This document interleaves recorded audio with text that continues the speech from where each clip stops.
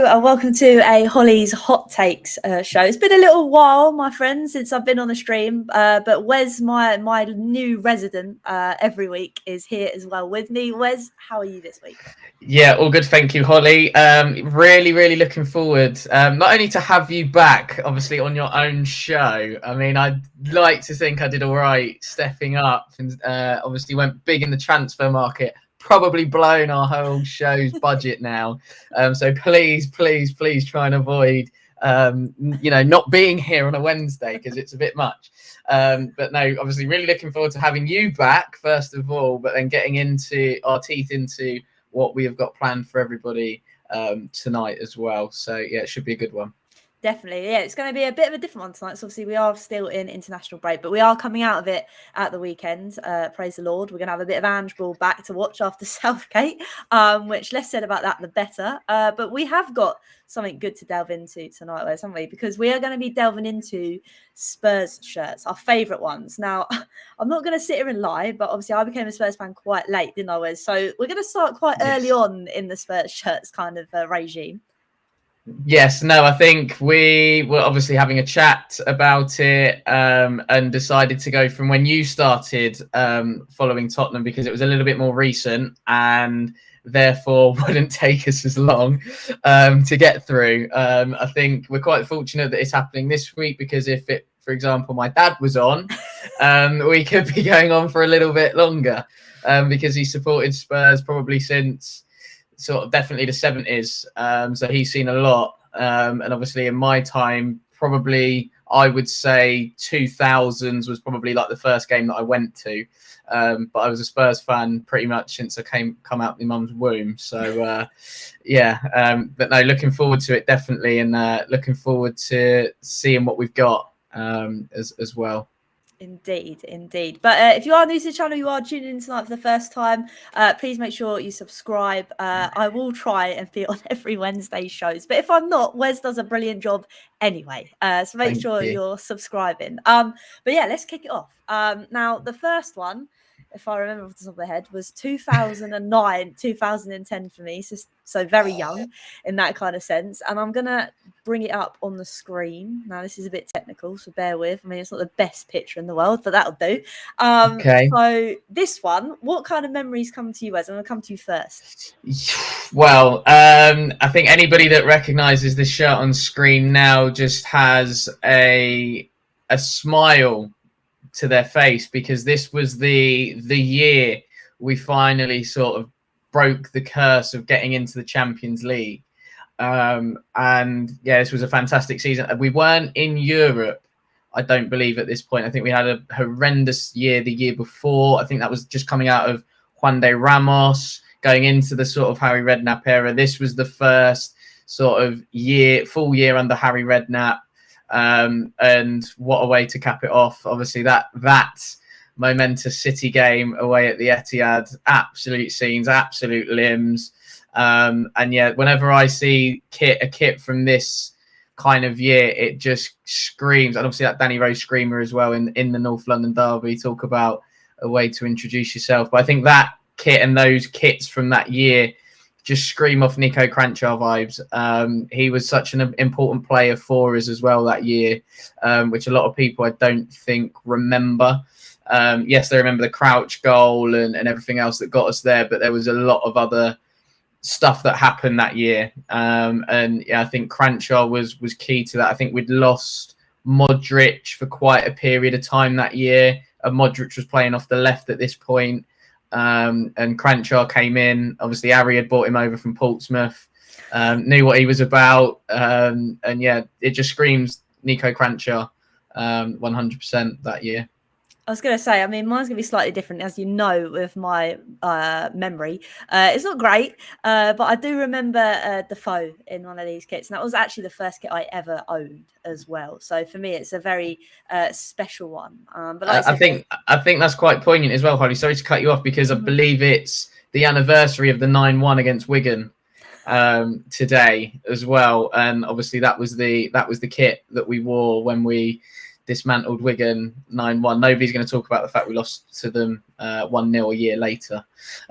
We'll forget that one. Hopefully anyway. But yeah, I'm pretty sure it's the anniversary of the 9-1 today. And like I say, that was the kit that we were repping at that time. Indeed. You are on it, my friend. We're going to bring up the next one, and I hope I've put these in order when I've hid them off the stream, but we'll see how it goes. The next one, again, it was another one that I owned, to say the least. I mean, I now obviously have quite a lot to in the collection, but this was probably the next one. And again, I think it's really tiny, so it's going to go well. So this is the autonomy one, or the Invest Tech. I think halfway through the season it changed, didn't it? So what are your memories in this one? Yeah, obviously this is our Champions League year. I think the autonomy one was the Premier League, and then we had Invest Tech for cups. Levy being Levy, sounds like it was another way for him to get some money out of us fans. I remember it really, really well, because obviously it was like the first sort of year and first time that we had the option, if you like, to get a different type of lettering on the back of a shirt, and we're like, well, this is new, what's going on here? And you're getting asked at the till, do you want that in cup lettering or Premier League lettering? I'm like, I don't know, I just want this person on the back of my shirt. I felt really sorry for my dad this year, or that particular year, because I wanted Rafael van der Vaart on the back of a shirt. Which sounds really expensive, because I think it was like £1 a letter and £1.50 a number at the time. And my dad, for the life of him, could not get me. And the worst bit was, I wanted it in the cup lettering as well. And for the life of him, he couldn't get one. So I think I ended up with one which was like a medium men's. Like I could probably sleep in it. Yeah, like I could probably sleep in it. It was one of those. Players that kind of reminds me of, I think someone's put it in, like the taxi for Mike on Gareth Bale tearing Inter Milan apart. But I think Rafa as well, because obviously that was his first year that he'd signed for us. But yeah, I think in terms of games that come to mind, especially from that cup kit, it has to be the Inter Milan ones as well. It has to be. And stuff like that. I just think that's probably it, which is strange, because one of the games we actually lost, the Bale hat-trick in the San Siro, we actually lost that. But then there was other games, you look at the AC Milan away game in the Champions League, like Werder Bremen at home, which was one of the Champions League games I actually went to. And me and my dad were really looking forward to it, because they had a player called Marco Marin, who was a really good player at the time. And they had some other good players as well. But I think by the time we played Werder Bremen, they had, I think, 11 injuries at the time. So we didn't see the best of Werder Bremen at that time, and it was a bit of a shame. But yeah, I think, as Darren's pointed out there, the emergence of Gareth Bale and everybody sort of taking note is arguably the player that comes to mind in that particular shirt. And it feels like as well that everybody's taken the words out of my mouth, because that is the one player and the one game that I remember this kit from. It's just the way he absolutely skinned everyone, Gareth Bale, in that match. Yeah. Didn't I? So yeah, it's a good choice. And like I say, that's another one I actually owned as well before I went out and had my massive shopping spree and decided to get every kit on planet Earth. But no, it was a good one. It was one of the faves. Right, let's get the next one up. Here we go. Oh, we're all technical tonight. Jesus. This is where I can't remember what order we're in. I believe it is this one up next. Again, another fave of mine. And a bit like your dad, in a sense of buying one that he knew would last. I think Dad bought me an extra large in this one in boys. Oh, I tell you what. Now, this series of kits, let me tell you, is up there with my most favourite set of kits. We had literally a plain home shirt, plain white. It was gleaming, like you would watch us on a European night, and it would just gleam. Yeah, it was, and then we had a lovely mauve away with like a white trim on the sleeve. Oh, that was a beautiful shirt. But yeah, and let me tell you, I rinsed this kit for a while. I think it was because it was black. That might have had something to do with it. I do like a black kit, I have to say. But yeah, I rinsed this one for a good few years, and this kit and this shirt in particular just brings me back to Bolton away at the back end of the season. Obviously, what had happened to Fabrice Muamba earlier on in the season was obviously a sad time, and I think he came out at the Reebok or University of Bolton Stadium, as it's now called, because they were skint and sold the naming rights. And yeah, I just remember an absolute screamer from Luka Modric, and I think that turned out to be his last goal in a Spurs shirt as well. What a way to go out! But yeah, that was a really, really lovely set of kits that year, and Puma did. I don't know if this. I want to say this might have been our last year with Puma, and they went out with an absolute bang on these kits. I absolutely loved them to pieces. Agreed. I think, I know we'll get on to the other ones later on, but Puma and Under Armour absolutely put Nike in the bin. I think I mean, there's been some nice kits of Nike, but it's literally just copy and paste. Whereas I think every other kit we kind of had with Puma or Under Armour were just different. I think that was the nice thing about it. And I'm glad you mentioned Modric as well, because that was the player I was going to say as well for this kit that reminded me of it. So we're doing quite well here, Wes. We're going quite fast. We're doing all right. Let's get rid of that one. Let's whip up. This is where I've put it in the wrong order. Let's whip up this one. Can you imagine the scenes? Right. Here we go again. It is. I'm going for. You're going to have to remind me the year. This is where we're going to do a quiz. Here we go. Here we go. Tell me what year it is when I can find it. Bang. Let's go. It's loading. Boom. This one. Okay, yeah, so you've done well, because this is our first year of Under Armour, which I believe came off of the back of the Puma kit. Yeah, I remember the kit launch for this, and it was really highly anticipated, and then it just seemed to be a massive letdown. And in typical Tottenham style, we had Jan Vertonghen in the kit launch, but he hadn't officially signed for us. So we had to basically announce that we'd signed Jan Vertonghen off the back of it.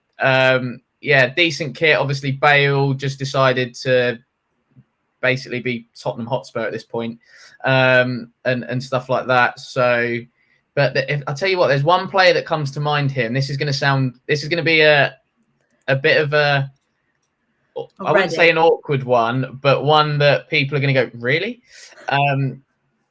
This top here reminds me of Stephen Coulker. Oh, really? It genuinely does. I don't know. I think it's because it was his sort of emergence in towards the first team. I think obviously the year before he'd been on loan at Swansea, I think. You should know this. Yeah, I'm pretty sure he was on loan at Swansea and then came back and just sort of, tried to make his way into the first team. And I'd listened to a podcast with him recently, and yeah, it was really, really interesting to kind of see what he's gone through, and how bad it was with him with his gambling addictions and stuff like that. Yeah, that Bale goal against West Ham was unreal. Yeah, I've gone absolutely mental when that one went in. But yeah, Stephen Coulker, for some bizarre reason, it just reminds me of him. And I don't know if it's the Fulham game where Berbatov scores and he's kind of like running back to kind of try and save face, because Fulham had got down our left-hand side. But yeah, Stephen Coulker is the player that this top really, really reminds me of. That's a good shout, to be fair. Like I say, I love Stephen Coulker, but like you say, because we've gone through so many kits and my memory's like a sieve, I can't remember who, but it's an interesting one. You pulled that one out of the hat. I think for me, it was Scott Parker. With his he had like a slick haircut in the time. And I think he was part of the unveiling with Vertonghen next to him, I think. So it's either him or Vertonghen that one reminds me of. But yeah, I don't know. Like I say, I think the Under Armour ones were top notch. I really liked them ones. I thought they were good. They were decent, to be fair. They were decent. And actually, some of the other stuff that you could get from Under Armour was really, really nice. Slightly expensive for what it was, granted, but it was really, really nice. No, it was nice. Right, I think I've got this in the right order next. I'm going for this one. This is a personal favourite. I keep saying that for all of them, to be fair. But this one, I think this is in the right okay, yeah. Order. Yeah. Cool. I think the less said about this season in general, the better, because we were absolutely horrific this year. This comes off the back of the Bale transfer to Real Madrid, the Magnificent Seven that came in. and all of that. There's a part of me that thinks Paulinho, especially the blue one, the away top, Paulinho 100%, and then also Sandro. And I think it's his wonder goal at against Man United at White Hart Lane. I think me and my dad were at that game. For some bizarre reason, the United fans were just in the lower tier at White Hart Lane. They didn't have the top tier, so me and dad were sat in the top tier, basically where the away fans usually were. For anybody that's been to obviously the old ground, they'll know.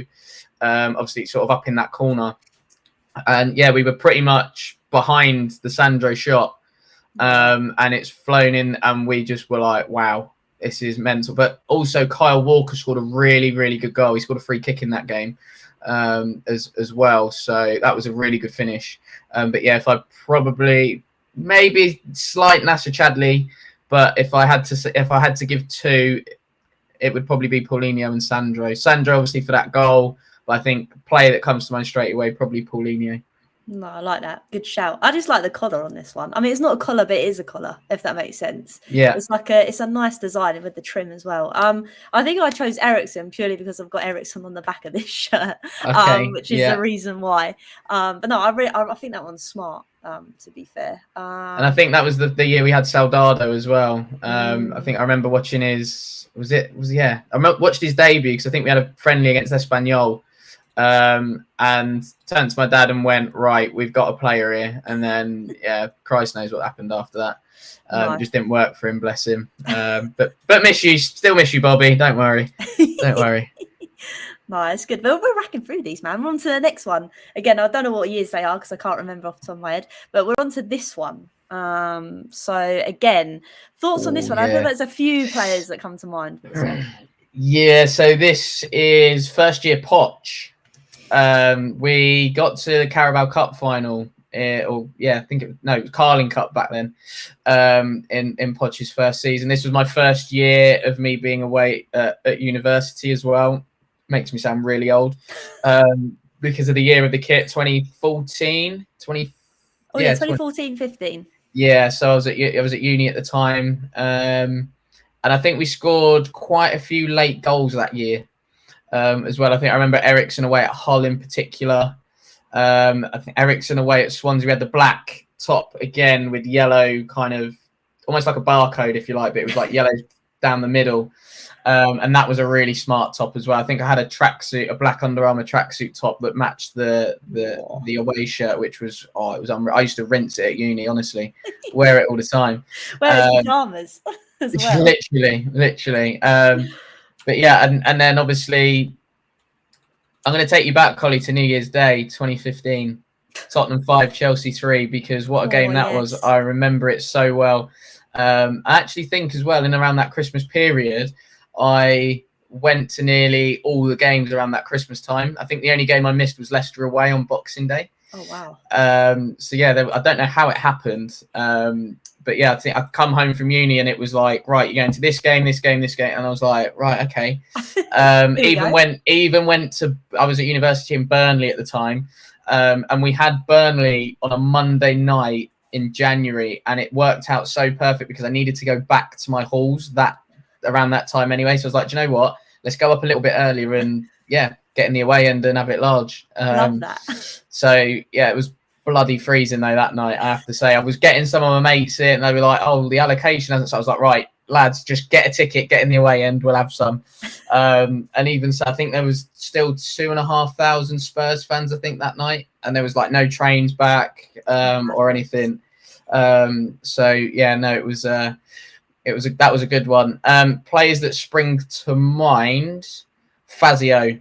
Oh, yeah. Fazio, yeah, because I think I remember him just absolutely trying to butcher Diego Costa in the 5-3 game. And I'm there going, what on earth are you doing? And then I'm trying to work out what somebody has seen in him because he turned like an absolute fridge. So, yeah, I'd probably say that is the player that comes to mind. Again, pretty random, like the Stephen Coulker shout. But, yeah, Fazio. I think it was more his hair as well, more than anything.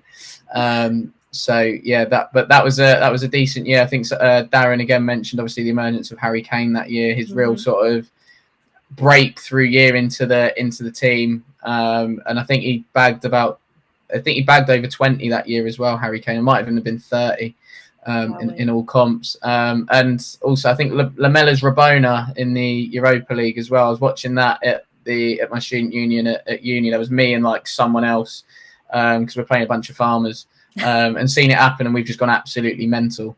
And everybody's looking around going, what's happened? What's gone on? What's gone on? So, yeah. But I did quite like the yellow top as well. I think the Ericsson display away at Sheffield United to send us to Wembley, that was a decent shout as well. But yeah, that home one, Fazio in particular. Fazio. I'm glad you mentioned Lamella, because Lamella was the one I chose. So now I feel good about myself now because you said him. Normally I say something that's totally random, but no, we like the random ones. But no, that's another good one. We'll move on to the next one, which now this one, I can tell you for a fact, I definitely got this one too big. And I think that's because Dad got it for me for a birthday present.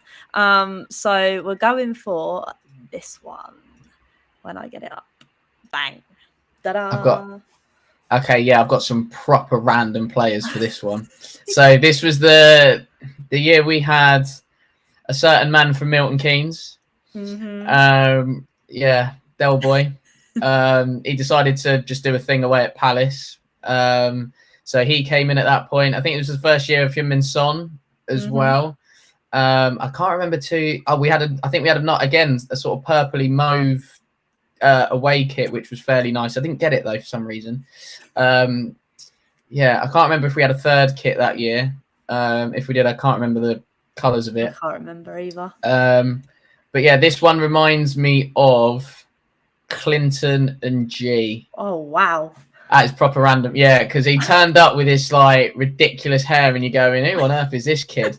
Like, how's he popped up here? And then he played football, and you're there going, oh my Christ, who's bought him? So yeah, Clinton and G springs to mind with this particular kit. Unfortunately, it's not Del Boy, it's not Sonny, it's not Alderweireld, who I believe was first year. Oh, that's it. I remember the away kit we had now. It was blue.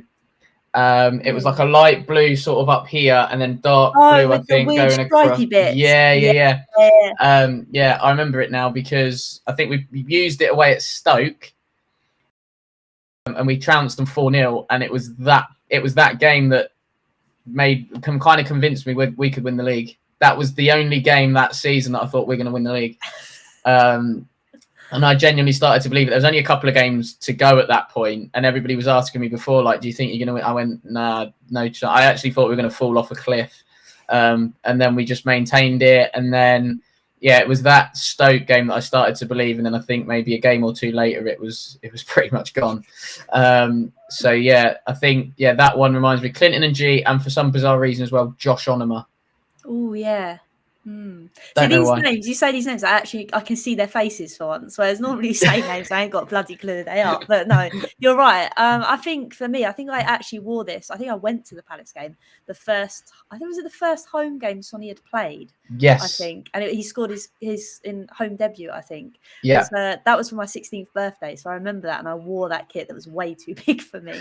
But no, I do really like that kit. And like I say, it's got a lot of memories. I think that was the first time Dad took me to the lane, so I do really like that one for a personal reason. Right, let's get the other one up. I believe it is this one. When I fizz it, boom, this one. Now, if they don't say this is Dele Alli kind of t-shirt wearing, then I don't know what you're on. Okay, so you're going to wonder what I'm on. This top this season, unreal. To go a whole year, the last year at the lane, and to do it unbeaten was just something really special. How we didn't get over the line and try and win something that year is a big question mark, and I think every Spurs fan is still wondering what happened. But yeah, what a kit! I actually have a really, really nice tracksuit top. It's a blue and gold Under Armour Tottenham one. It is absolutely gorgeous. I've still got it to this day because I daren't part with it because of how nice it is. But yeah, what a year that was. My last game as well. Obviously, I go with my dad all the time, but the last time we got to go to the old stadium was when we beat Chelsea 2-0 and Dele scored the 2 headers. Funny story about it, actually, because obviously we had a part of the ground that was not there because they were, in the process of building the new stadium. So tickets were done differently that year. It was done by a ballot. Oh, okay. So I was applying for games like left, right, and centre, hardly getting them. And I got an email through to say that I'd been successful for a ticket for that Chelsea game. And usually, if I get one, my dad gets one. So we're going to the game. We're all set. I think we had a look around. We had like a little look round to see what the new stadium was going to look like, which was really early on in the day, which was really funny because my dad put on a VR set and had an Xbox controller. Didn't know how to work it. I would have paid to have seen that, man. That would have been funny. Oh, honestly, it was brilliant because as he's turning around, obviously with the VR headset on, they've like mocked up people, and he's like saying, "Oh, sorry, mate, am I in your way?" and all this kind of stuff. Like, Dad, no, they can't actually see. Like, they're not real people. And stuff like that. And then we go to the game and I've scanned and I've got in, but my dad can't get in. We basically found out that my dad didn't have a ticket for the game, but I did. And we spoke to someone at the ticket office, and basically I had more loyalty points than my dad. So they basically said, because it's done by a ballot, it was like, why should I like effectively miss out when I've got more loyalty points than my dad? Luckily, some like they had a ticket. It was like a couple of rows behind me, so we both got to watch the game. But yeah, that was a special year.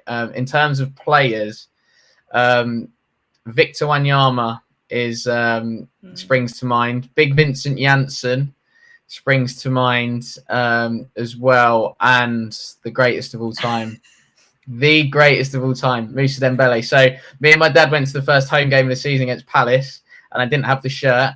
I think, I was in sort of like my final year at uni at this point, so I didn't get down to as many games. But yeah, my dad said, "Look, do you want the home shirt?" I was like, "Yeah, I'll get it."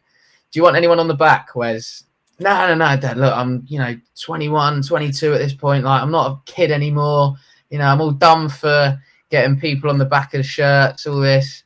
Gets to the till and he's like, "Do you want anyone on the back?" And I'm there like, "Yeah, sod it. I'll get Dembele and European lettering on the back." So it's the shirt that's got the greatest of all time on the back. So that's the shirt that will always hold a special thing for me because I finally managed to get the go on the back of a shirt for the first time. The one and only time. But yeah, it was worth it. And to get the European lettering on it as well. But I think they also that year did like a package for the Champions League games. You could get like all 3 for a certain price.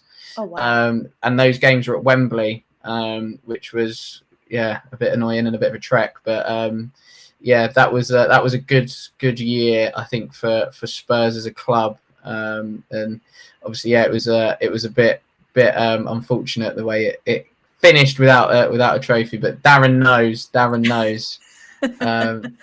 So yeah, love it. No, I think you're right. Like you say, I think I actually went to more Wembley games than I did the old White Hart Lane. That is awful, isn't it?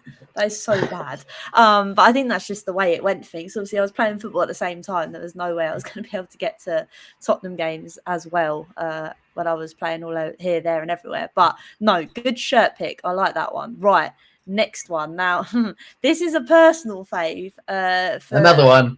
Yeah, I keep saying that, but this is a personal fave because of obviously he's not with us anymore. I mean, he's not dead, but he's not in a Spurs shirt anymore. And I'm going to bring it up. I don't know if you can guess who it is, Wes. Who do you think reminds me of this shirt? Now, if you pulled up the third top, I would straight away say Mr. Harry Winks for that masterclass in the Bernabeu. It's the away one now that's throwing me. But I've seen you nodding, so it must be the Hemel Hempstead Iniesta. You are correct. I think I've got this one with Winks on the back. That's the only reason I chose this one. But my words, yeah, Winks was like you say, a different breed on that night. It was amazing. It's definitely because I was there. That was what it was. But go on, Wes, give me your shout apart from Harry Winks in this shirt. I think this is going to be difficult because I think I could probably pick a player for all 3. So if I go for the home one that year, Davinson Sanchez, because it was the first year that he arrived, and I remember his mohawk. The third one, Winks or Dembele, because Dembele dropped an absolute clinic against Juventus in the Champions League away. Like, it was an absolute clinic. And everybody was like, started to take notice, but some of us already knew before. You know, it was normal. It was normal for some of us at this point. The away one here, Harry Kane's goal away at Huddersfield springs to mind straight away. The one where he's just absolutely twatted it off his swinger past Jonas Lörsel in the Huddersfield goal. So yeah, I'd probably say them three. So Sanchez for the home one, Kane's goal more than anything against Huddersfield away, and then either Winks or Moose again for that third top. But yeah, Winks has dropped a clinic in the Bernabeu against like Modric, Kroos and Casemiro. You know, those are experienced players. They've been there, seen it, done it. You know, won World Cups, won multiple Champions Leagues, and yeah, Winks had him in his pocket that night. So that was a real kind of coming of age for him, and it felt like, I think, for us as a club, that we had arrived and belonged in the Champions League, whereas I think the year before it wasn't so much that. So I think that Champions League run really kind of cemented our place, and we felt at home in the Champions League at that point. Definitely. And tonight's the one time I can give high praises about Harry Winks in this shirt. So I'm all here for it. But no, I do really like this kit, although it is obviously turning into the Nike show from here on in. But it is what it is. We move on. I mean, we have another good one to show, which again, I think I've put in the right order. And that is this one. Bear with. Bang. Let's whiz it up. And it's this one. And I think everybody has this kind of one in their locker as their number one fave, just for that night in Ajax, I think. So this kit is do you know what the worst bit about this kit is? It's absolutely horrible to look at. Like, it is horrendous. Like, whoever's passed that, not only from Nike, but from Tottenham, needs to get the sack. Because if you look at it from a design point of view, it is horrific. Mm-hmm. But the memories that kit has given us will last a lifetime. Like, it genuinely will. Yeah, what a year. I think the home shirt was obviously white, and then it had like a bit of a blue gradient towards the bottom. Sonny's goal at Wembley, I think David Luiz is still left there, as well as Jorginho. That was a tough year, I think, for us as fans, because we were still trekking to Wembley at this point, and it was like, come on, get us home.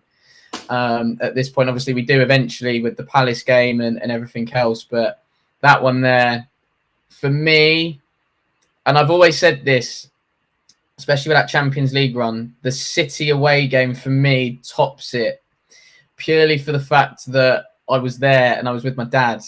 I didn't watch the Ajax game with my dad. I was studying at the time. So I think obviously the year before I'd come back from doing my undergraduate at university. I then in between sort of landed a job up in Manchester, which didn't work out as I wanted to, which was a real shame. And then I decided to do a master's degree, as you do.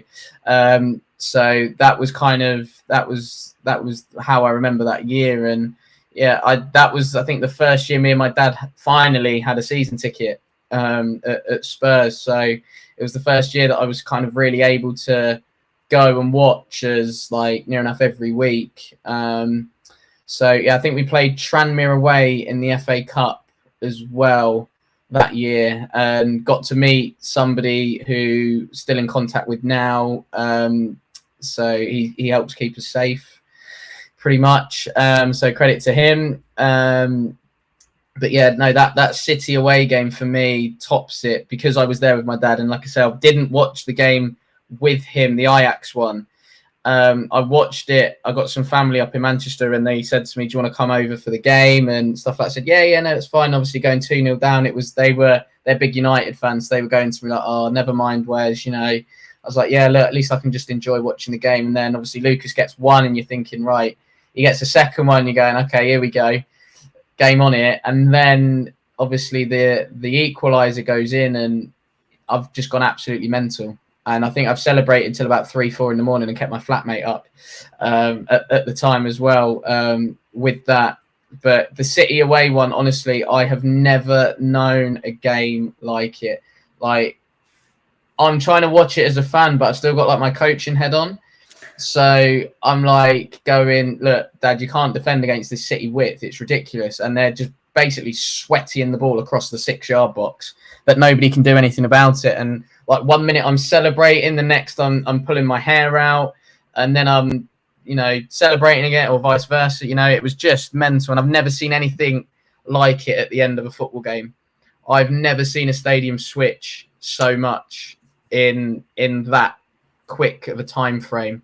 And when Sterling did score, I've just gone absolutely mental. I've basically just turned around, smashed my seat, and yeah, I think I just said, you got to see the game out. You got to see the fucking game out.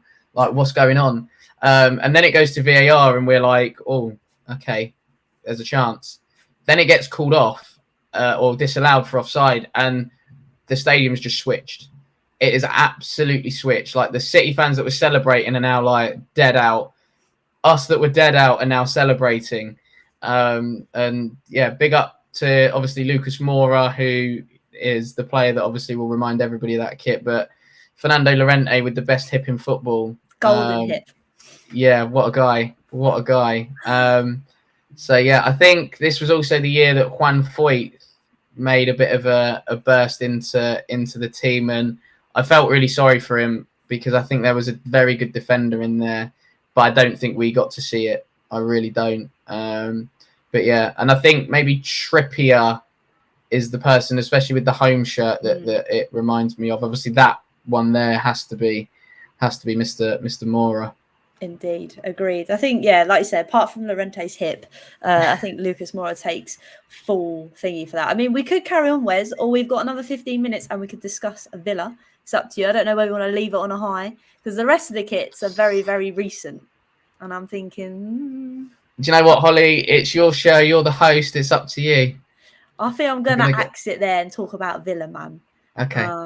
But I'm gonna shove you a question. I'm gonna let you talk while I go check on something, and then I'll be right back. So, Villa's coming up. Yes. Obviously, we need to get back to winning ways. Is that gonna happen against Villa? Do you think? I don't know, if I'm honest. Villa are in really, really good form at the moment, and are absolutely flying. They are obviously pushing, towards the top end of the league. We've obviously got quite a few players out. Obviously, there's no Yves Bissouma because he's suspended. Although your doggy coming back, that will give us a bit of a boost. I fully expect him to start as well at left back.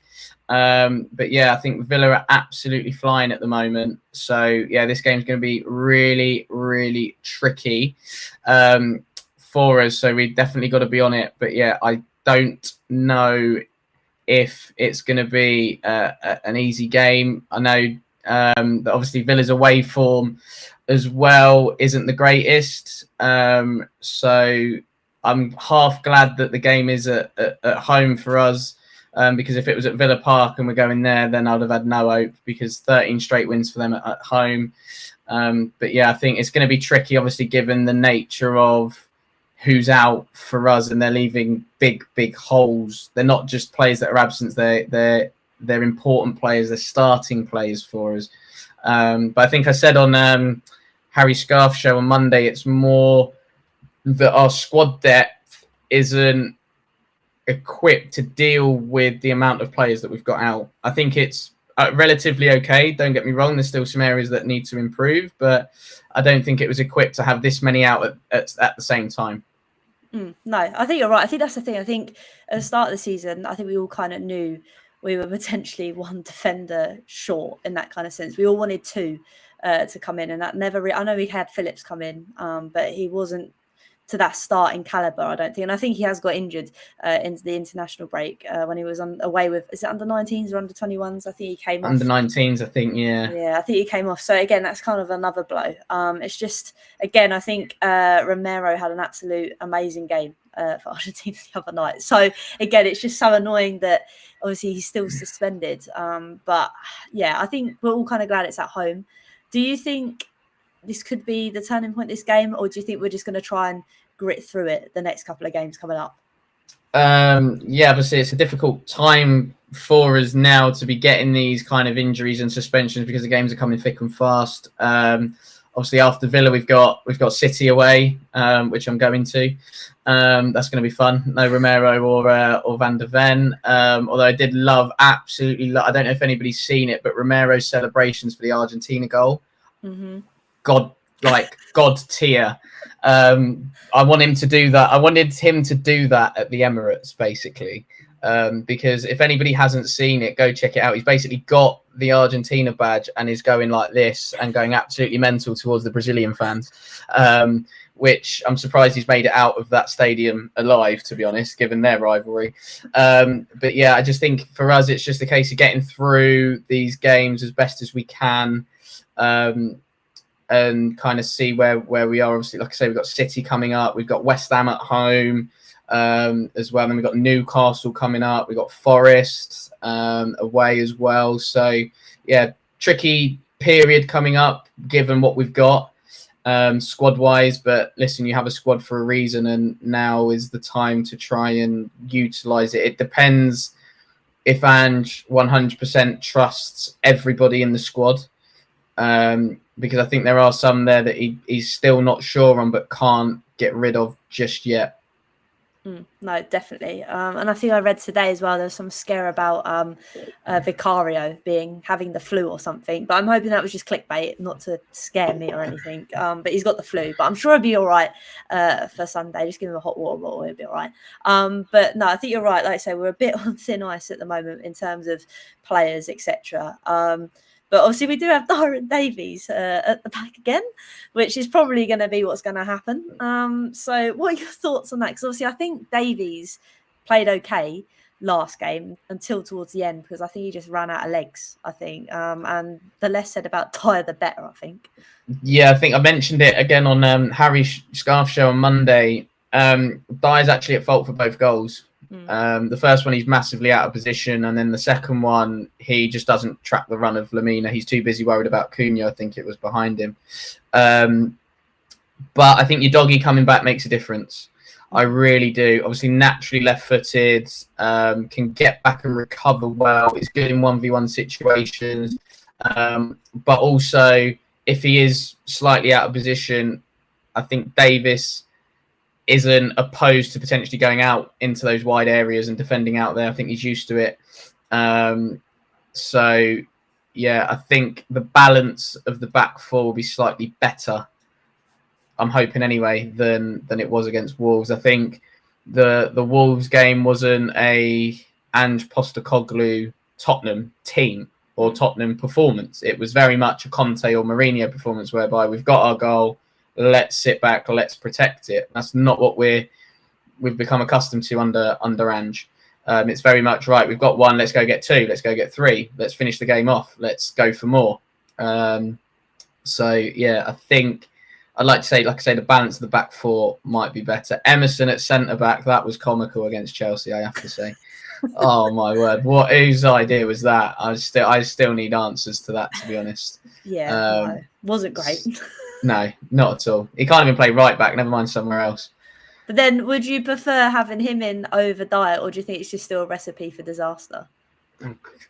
No, give me Alfie Dorrington over the pair of them, to be honest. You might as well. Like, realistically, I know, and I think I said it's about the timing in which you throw a young player in. You can't, I think everybody's now going, just chuck them in, just chuck them in. No, it has to be, the time has to be right. We don't want to throw them under the bus because it could kill their career. But then I am also of the opinion at the same time, and this is going to massively contradict it, where you go, well, if you don't chuck them in, you're not going to know what they're capable of. It is that case of sink or swim, and you know, it'll be a case of, okay, how are you going to cope with it? You want to play for this football club, here's your chance. You're either going to take it and run with it, or you know, you're not potentially going to perform like you feel like you can, and you're going to have to wait again. But I think I think the fans are a bit more acceptable now of a youngster coming into the team, and what I hope is that if that does happen, is that we are patient, because there's been times previously with the likes of Tom Carroll and Jake Livermore and whatnot that have come through that one mistake and we're bang on them. No, they're still young players. They're still learning the game. They're still learning about the Premier League, which is a completely different animal compared to anything that they've done before.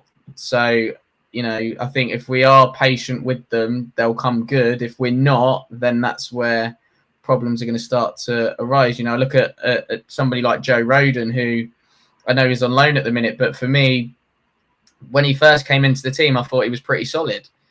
And there wasn't. I think he had a bit of a hiccup away at Chelsea, but that he come out of that unscathed. And I think he may have had a bit of a ricket against Liverpool where he's misjudged the flight of the ball. But again, he's still a young centre back at the time. So, but then after that, he was binned off, and we've never seen him again, which is a bit of a shame, because I think there's a half decent centre half in there. Whether he's a half decent Tottenham centre half is another matter. But yeah, that's the sort of example that I'm on about there, in terms of, are you going to be patient with a young player, or is it a case of being that cutthroat at this point? Definitely. And I know that Janet's talking to us about Ashley Phillips. We've said that he's potentially injured after the under-19s game. But again, that's probably another one. Do you really want to chuck him in? Do you not want to chuck him in? But then when is the right time to chuck him in? I really don't know. It's going to be difficult. I think we're going to see lots of chops and changes. I don't think we're going to stick with that Dyer and Davies partnership going into Christmas. I'm hoping that there is some light in obviously Romero is going to come back at some point. I don't think Mickey van der Ven is going to come back this time before Christmas, but hopefully going into the new year, we have a bit more of a stabled kind of centre-back kind of role, I'd like to think anyway. But we'll have to see how that pans out. But Wes, it's been great to chat with you tonight. It's been nice with your amazing memory to pick out all these moments in these shirts. So thank you very much. Where can everybody find you, Wes? I'm ready for this outro. I think everybody waits for this part of the show just to hear your outro. Yeah, no, it was a good chat, Holly, I have to say, and it was nice having you back as well. Missed you, mate. 100%, 100%. I've tried my best, but it's just not the same. It's not Holly's hot takes without Holly, right? But yeah, outro. Twitter's at Wezo10. Unofficial Moussa Dembele fan account, as the people should know by now. Usually tweeting all things about the greatest of all time, the greatest to ever do it in a Spurs shirt in my lifetime, as I said last week on the show when we went through our top 10 players of all time with me and my dad and Connor, which was wicked. And then Instagram at Wezo32, usually at a Spurs game, although I'm not at the Villa game on Sunday. Unfortunately, I am working, but I will be at the City game up at the Etihad. So yeah, looking forward to that one. And yeah, running my own football coaching business in Milton Keynes area, Dele Alli country, for those that don't know where it is. So it's Kickoff Football Academy or at Kofa MK across your socials. And that, Holly, is a wrap. Love it, man. It's so good. But no, thank you, Wes. Like I say, you are doing me a massive favour every Wednesday when I'm not here, and when I am here being my co-host. It is a lot of fun. And I must say, you are the man that comes up with the ideas when we're not talking about the games coming up. So thank you very much for that. But also, people, thank you to everybody that's tuned in tonight, that's rewatching, that's subscribing, all the good stuff. Hollie's Hotspurs Live will be back on Monday. We have some guests lined up, so keep your eyes peeled to see who they are. Hopefully we're talking about 3 points because I don't want to slip back into last season again. It'd be nice to keep the positive train going. But thank you again, everyone, for tuning in. Until next time, come on, you Spurs.